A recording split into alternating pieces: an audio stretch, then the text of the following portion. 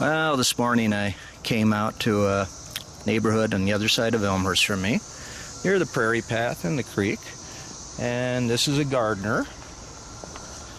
And people who know me know I love gardens, anything that grows, and this is somebody who's like really committed to gardening. I mean, look at this stuff. This is just the front and the side.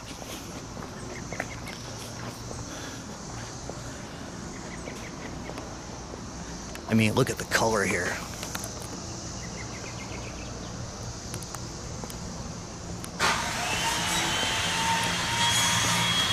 Everybody's home doing their thing. That's next door. We hear the table saw. Maybe I can talk to him next week. Hi, Nicole. Hey, Irv. How you doing? All right. How's the garden going? It's going pretty well this year. We're off to a good start.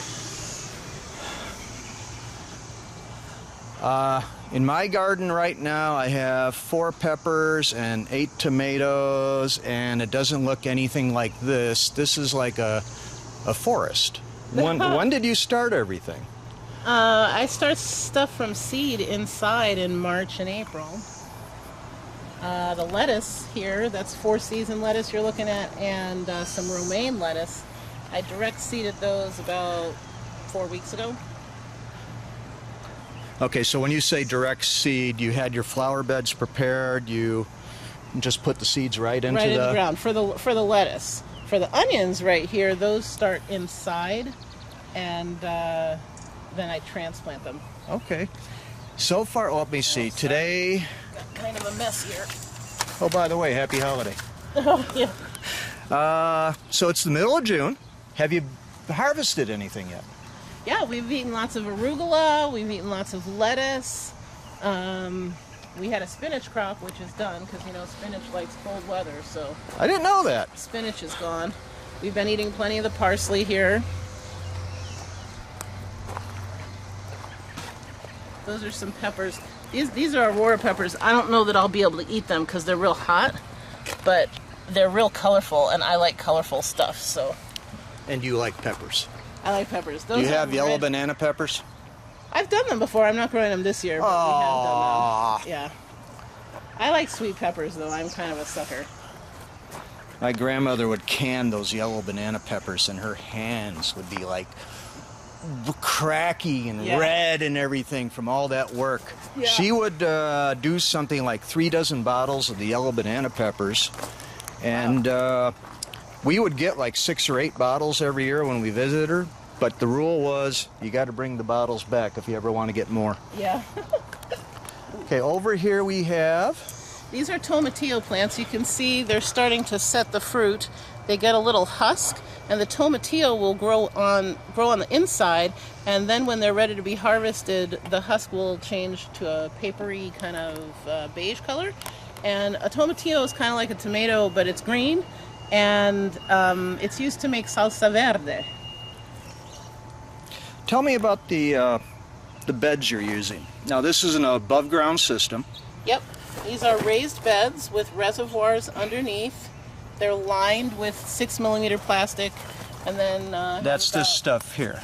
That's the landscape fabric, but there is plastic and landscape fabric.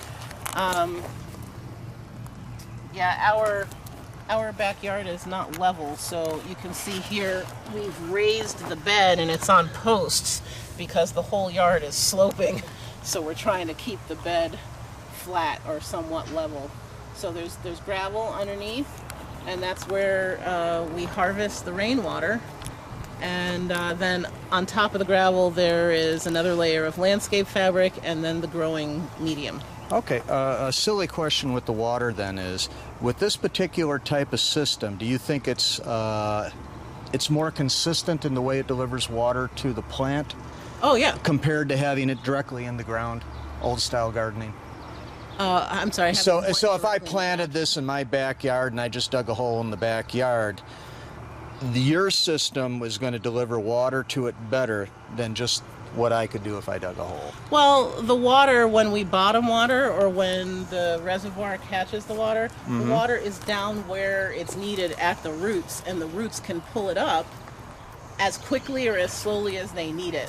So yes, I do think it's a better system.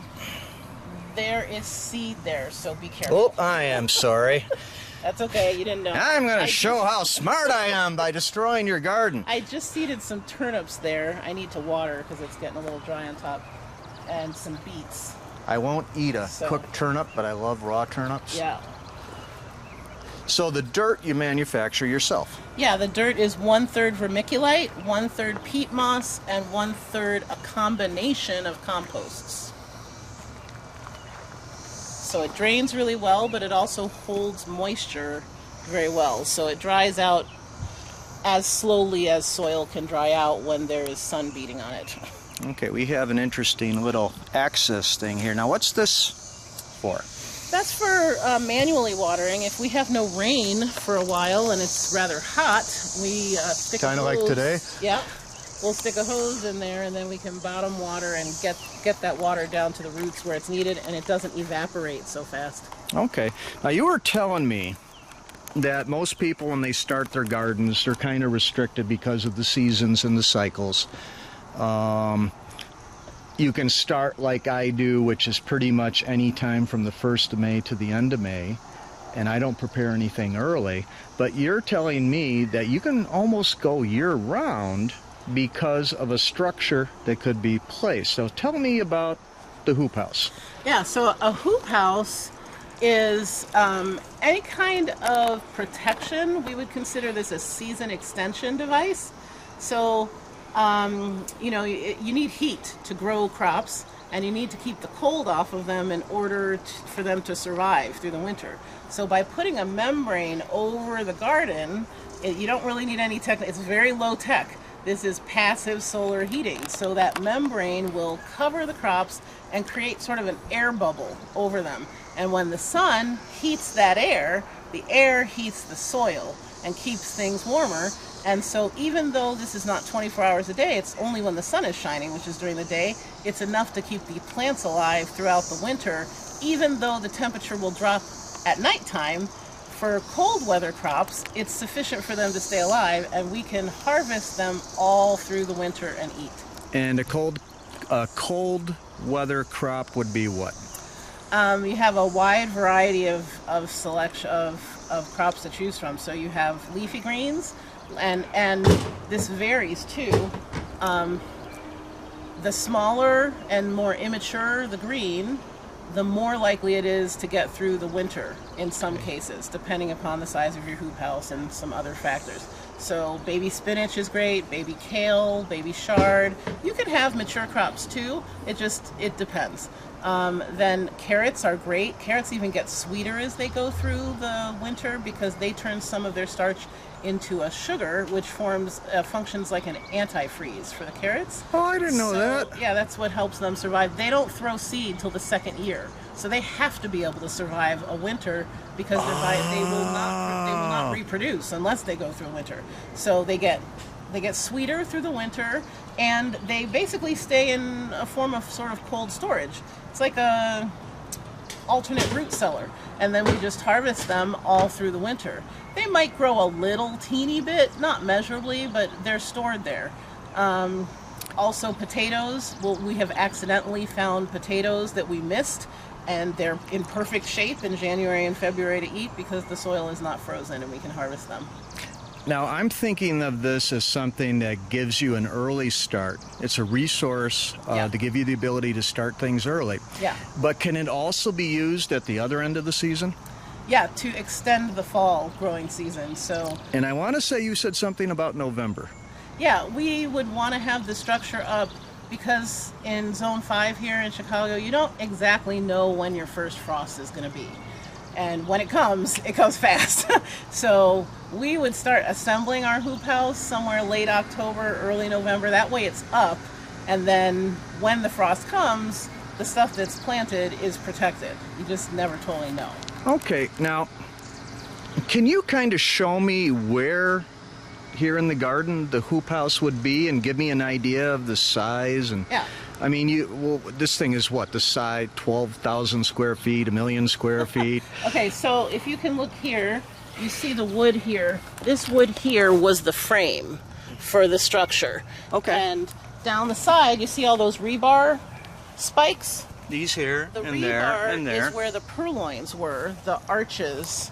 Each rebar had a pipe going over. And would that be those are PVC? At 2-foot intervals. You can use PVC, or you can use, some people use galvanized metal that's used for like the top rail of a chain link fence. Okay. You can use that too.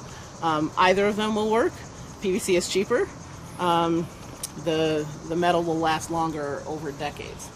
So we have 2 beds here. Each bed is 4 feet wide, and the aisle between the beds is 3 feet wide. So this yellow one, and then this red one. Yeah, and then the aisle is 3 feet wide, so that's about 11 feet there.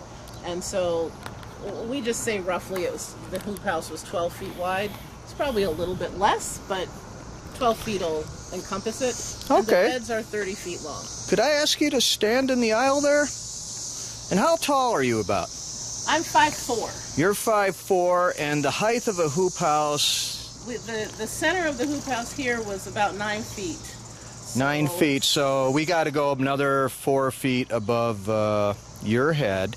And the edge of the hoop house is only as high as you are tall, though, right? So the peak is the only place it hits 9 foot. Oh, right. It was only 9 feet at the center because it has to have an arch to it so snow can come off.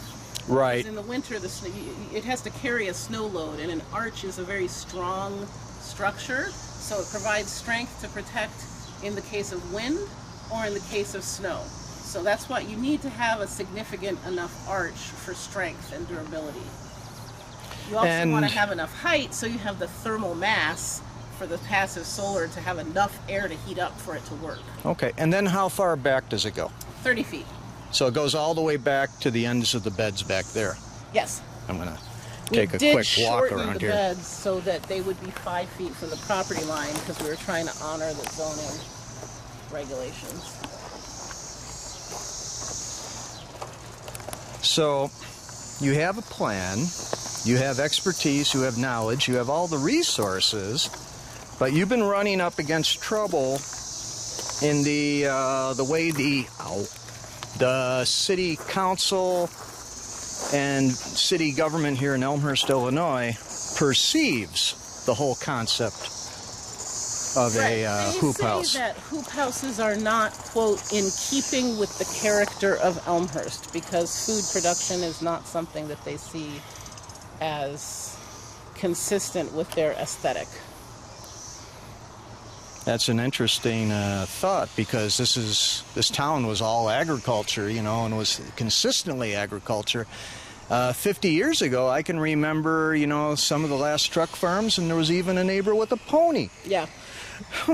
But even fast forwarding to today, I just find it interesting that even at a time when we would be asked to shelter in place and told to go to the store as little as possible, that when you try to assist yourself by having your own food close at hand to where you can share with neighbors and provide for yourself and make it easier to shelter in place, that simultaneously that same government would be telling you, no, for Zone 5, we know you need crop protection in order to grow food. When I first asked them this at the beginning of the stay-at-home order in March, it was snowing outside. So there was no way to produce food when it's snowing in Zone 5 unless you have a hoop house. You have to have some way to get that thermal mass warmed up in the air so the soil can thaw, and they had no sympathy to that position at all. How about the neighbors? I mean, the ones that are right up, eyeball to eyeball, and then like further out in the neighborhood and the circles of neighbors. I have to say, we've been blessed with some tremendous neighbors, many of whom have testified on video on my YouTube channel under what the neighbors say. We have a series of videos with the neighbors talking about how supportive they are. Many of them have been inspired to start their own gardens as a result of seeing what we're doing here. Even the people closest to us in the house most immediate said that the hoop house was a lovely endeavor, caused no problems, they completely support it. So we have a lot of support immediately. I mean, with one exception of one household, that being the complainant, every other neighbor that you can see around here has either testified in person, in writing, both, and many of them on camera. So the support is overwhelming. Then when you go further out into the community, there's also significant support. Many of them are not growers, so they don't necessarily know what's the difference between a hoop house and a greenhouse, or how do you utilize it. But many of them support it just on the basis of property rights, or liberty, or sustainability, or, you know, there's a lot of different angles that you can look at it, or the basis that there's many other membrane structures in town which the city tacitly allows. So if it's good for the goose, it's good for the, like, you can't unequally enforce the law. So. Right. Now, how long about have you been in Elmhurst? 20 years this Labor Day. 20 years? Yeah. Okay. The garden process, did you start the garden when you first got here that first year? No, I'm a city slicker. I was born and raised in the New York metropolitan area. I didn't know how to grow anything. Okay. I only knew how to kill plants. That's what I did. I tried. What got you into gardening then? I started watching documentaries on the industrial food system, and I kind of got grossed out, and I had 2 little kids, and I was like, how about some clean food? Jeez, it's kind of gross. Oh, we need to talk. So I thought, well, you know, at first I thought I'll go to Whole Foods, right? Yeah. I'll buy organic, and then it's kind of expensive, and then I was like, well, shoot, people have been growing food for a long time. I got a college degree, I can do stuff. I'll try to grow some food. So I started with that first little 4-foot by 4-foot bed. And that was a project with the kids, and I was homeschooling at the time, and so they were learning to grow food, and it's just a good thing. Where does your food come from? And then my daughter, I think she was 8 or so, we ran out real quick before we had the hoop house. Got a salad at you know, those salad bars at the grocery store, and my daughter said, Mom, this lettuce isn't fresh. And then I was like, okay, we did something here. Like, when a kid knows the difference between lettuce that's been flown in from California versus lettuce that you've harvested, it wasn't my intent, because I wasn't raised with fresh food like that, so I didn't know. But it was a beautiful thing as a parent to see my kid recognize that. The child is how old now? She's 13. 13. Has she expressed any interest in gardening when she finishes school, or does she look at you with that look of frustration? Mom, you know what they're saying about you at school again? My kids have attended so many city council meetings, more than any of their peers, and they're very fatigued of the lack of logic. And Sarah is quite articulate, and she's happy to speak for herself, so she's testified a few times herself. And we won't forget the first time she went to a committee meeting, Development, Planning, and Zoning, and said, excuse me, sir, but I don't understand why you're so concerned about my backyard. I mean, I have to be concerned about it because I have chores. But why are you worried about what's going on in my backyard? Meaning, it was her childlike expression of questioning, like, don't we have any rights on our property? Like, this government overreach. There you go. So she was kind of saying, like, what's all this hoopla about our backyard vegetable garden? Like, I don't get why we're having all these meetings and stuff about, you know, so. That's an interesting word, hoopla. Yeah. So, a couple of questions. Like, right now, in your opinion, what would be the fastest way to fix this little kerfuffle?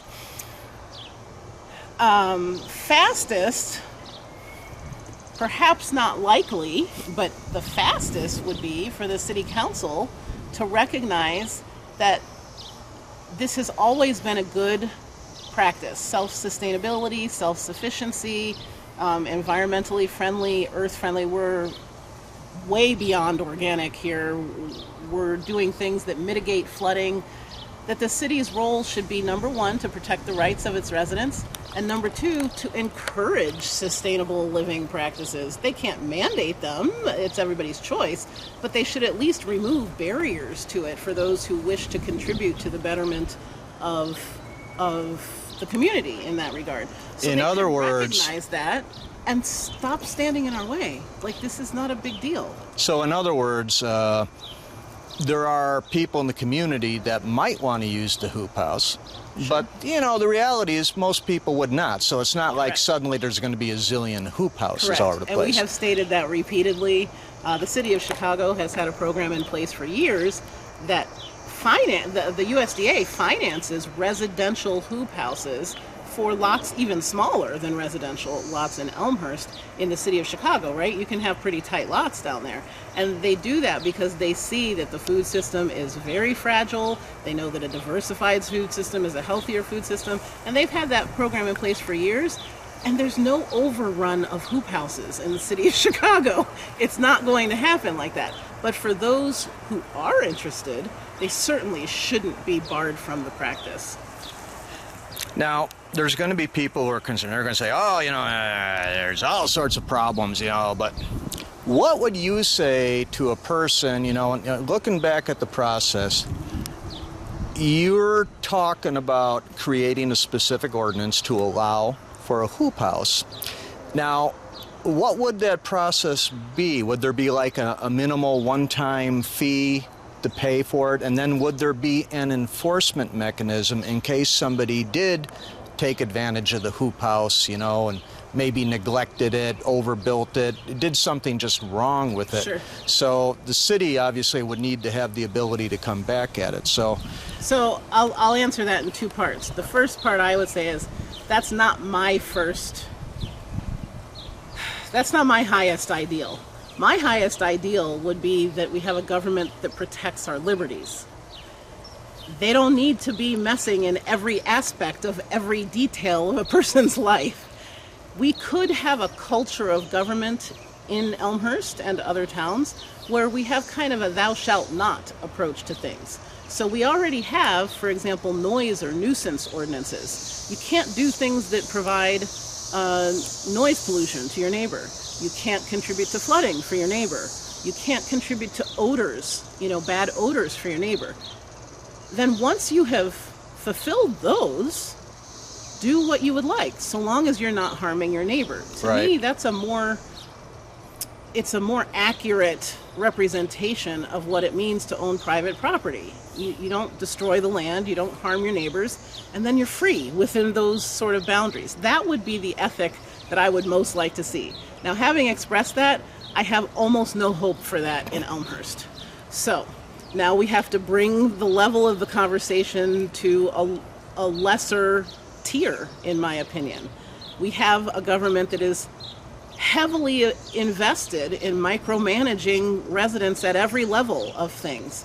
So in that culture, the most I can hope for is an ordinance that protects my right to cover my garden, or alternately we could have an ordinance that just protects the right to have membrane structures within certain parameters. There are many membrane structures in town for a variety of uses, not just covering gardens.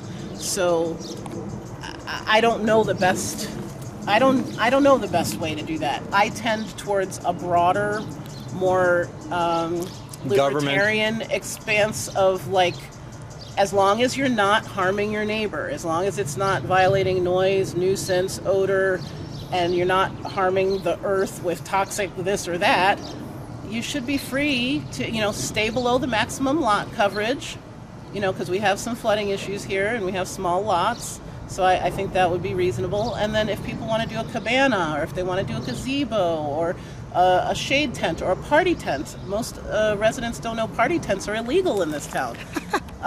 So all of those things I think should be fine. I would not, if it were up to me, would I write an ordinance just pertaining to garden hoop houses? It seems very specific and micromanaging to me. If that's what we have to do to get it passed here, I've been working for 5 years at this. I'd like to wrap it up. So if that's the route it has to go, understanding that's not my first choice, but it would work here. So if I'm reading you right, it's kind of like we got everything upside down. Your feeling is that the homeowner should be free and unrestricted to do what they want on their own land, but if there is a complaint, then it should be on the shoulders of the complainant to provide evidence, and to go through that list, as you were saying, noise, odor, this, that, the other thing. Well, so in other words, you don't even have to put any law down. You don't have to create a law. It's just common sense and people being people. If we had that culture in this town, absolutely. That can absolutely work. Neighbors can talk to each other, figure out, is something bothering you? I went around and I went door to door and asked all my neighbors, is this bothering you? Is there a problem? That's how I found out that everybody thought it was really cool. because I was just minding my own business in my backyard. I didn't know if people liked it or didn't until I found out that there was a complaint. And so then I felt like, oh my goodness, have I offended someone? So I went door to door to find out if there was a problem, and that's how I found out there was like massive support. Now add to this stay-at-home order or shelter-in-place order, and people are over the moon supportive for growing your own food. It's just so practical, and everybody knows what's going to happen after summer and fall. Winter. So here we are in the year 2020. It's June. And I got the feeling that when we get to November, you're not going to be too hopeful about the ability to have a hoop house. It appears that way now. I mean, we were working on state legislation, but due to the pandemic, the state General Assembly shut early. So there was no ability to bring that state protection to fruition because everything just shut down so fast. So okay, you're getting your voice up pretty well, though. You have your own YouTube channel. What is the name of that channel? Right to Garden. The brand is Right to Garden everywhere. You can find us under Right to Garden in Facebook, at YouTube, and the website is Right to Garden. Everybody should have the right to garden. Right to Garden. Yeah. R-I-G-H-T. Civil rights. Yeah. Our rights. The right to garden. All right. Well, I'm glad I came by because I always like the gardening. Like I said earlier, both my grandparents gardened, and it gives me a thrill to see a backyard filled with everything. Yeah. And over your shoulder, I was watching this goldfinch in your neighbor's yard there, and I'm like, wow! And there's the birds and everything here. So, yeah, well, I'm pretty thrilled. I can add, people don't realize, like, people talk about the bees, the butterflies, and putting out milkweed for the butterflies. These are all admirable pursuits and wonderful things to do. But people have to remember, each insect, each component of the ecosystem, they don't exist in a vacuum, right? So when we just think about one narrow objective, it fails to sort of take in the breadth and the scope of things. I was pretty ignorant about gardening when I started, but one thing that I learned after not too long was after the first year, we got more bunnies. Second year, we started to have more birds' nests all around the perimeter, birds' nests, because there's a food source here, right? Then I keep finding bunny nests in my garden in different places. It doesn't bother me because they're not there that long, and then they head off to their own adventures. I do have bunny cages to keep them from eating my stuff, but what I'm getting to is life attracts life. Now we have ducks that build nests under our hosta, and everybody's coming here. The microbiology in the soil is up, the worms, we have thousands of them. And just last year, we got hawks who come to police the situation. There is a balance. It's not one insect, it's not five, it's a community. All I do is provide the substrate. I feed the soil gives me food, and everything else blossoms from that. I hate to think that we're having a discussion about a hoop house and missing the bigger point of what's available in our community if we just get out of the way of nature. I can think of one more positive. Yesterday and today is what they call an air pollution alert day. And all these plants are air cleaners. Right. They're sucking in the bad stuff and they're putting out a lot of good stuff. Right. And I've seen a lot of people who pave over their backyards. They load it up with coral rock, and this is all green. So if I was living next to you, I'd be glad that we have a lot of nature here. Yeah. And I would know that everything's being filtered. We enjoy it. Lots of bees. I don't know if you're seeing the tomatillo plants, all the flowers, pollinating. It's good stuff. I'm just gonna go back here. I'm gonna wrap this up in half a minute here, but I just want everybody here to kind of get a feeling for the grandeur of this particular garden.